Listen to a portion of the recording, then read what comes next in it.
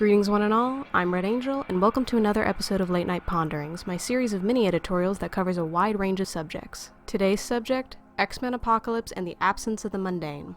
A quick note, I'll be using footage from the game X-Men Legends 2 Rise of Apocalypse in order to avoid getting slapped with a takedown notice from Fox. Keep in mind, it is an older game, so the footage may not be amazing. Apologies in advance. If there's one thing that's always bothered me about the X-Men films, it's that the X-Men as a superhero team isn't just about how tragic it is to be a mutant and the discrimination that follows. That's certainly a part of it, but that's not the only part of the X-Men that is of note. While the newest films have tried to remedy this, and the older films did have their moments, it still fell a lot flatter than it should have.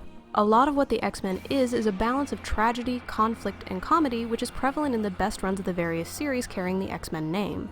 But with the movies, they forgot how to make the characters not only heroes, but to make them human, which is a big part of the appeal of the X-Men. Not that I think Fox particularly cares, considering they cut out nearly anything remotely fun in their most recent film, X-Men Apocalypse. Moments that would have put into perspective that a lot of these characters are still kids and teenagers that want to live their lives normally. Scenes like that add a lot, and of course they were cut out. Fox as a studio hasn't made great decisions as of late, making them rival Warner Brothers in their ineptitude, but I digress. The release of the deleted mall scene from the film brought to my mind a very common thread that often strangles a story in its infancy, and that's forgetting you can develop your characters outside of making them broody, angry, or sad. As much fun as it can be showing them at their worst, you should be able to show them at their best. Not just when they're triumphant, but little things like going to get a smoothie, or cuddling with their significant other, going to the beach, or having a good time. I'm not saying that all stories need things that are that light. Cormac McCarthy's The Road is a dirge of sadness and horrors of the post-apocalypse, but there are still small moments between the characters, the boy and the man, that make them feel alive.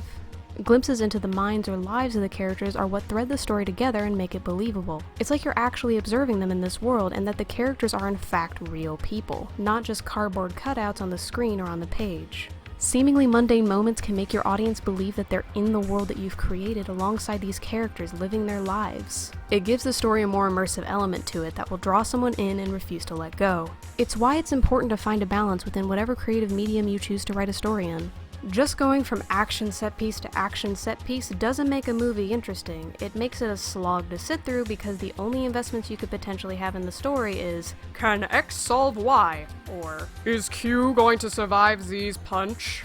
Which can work, but if you don't have any sort of way to establish who these people are, what their motivations are, and what they have to lose, then it just leads to them falling flat. In something like a game, you can use your imagination for certain things as long as the developer gives you enough to go off of, like audio logs or ambient dialogue. But film has to establish these characters in a shorter amount of time as well as the world they live in. Yet they often forget about the humanizing moments between characters or deeming them to be unnecessary for the story overall, leaving us with the idea of who a character is rather than who they are as a person.